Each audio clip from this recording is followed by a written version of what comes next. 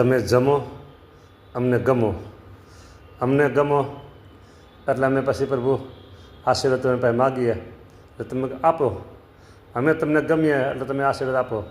બસ આશીર્વાદ એવા આપજો, એવા આપજો, એવા આપજો કે અમને એટલે પ્રભુ તમારા જે કોઈ ભક્તો દર્શન કરે એને, હા મારી ઉપર તો તમારા અઢળક મેર છે જ, પણ દર્શન કરે ને એને જે માગે પ્રભુ, જે માગે એ બ્રહ્માંડની બહારનું માગે તો ભલે ને બ્રહ્માંડની અંદરનું માગે તો ભલે પ્રભુ, બસ તમારી કૃપા કરી અને રાજી થઈ તમારા ભક્તોને પ્રભુ માગે એ આપી દેજો.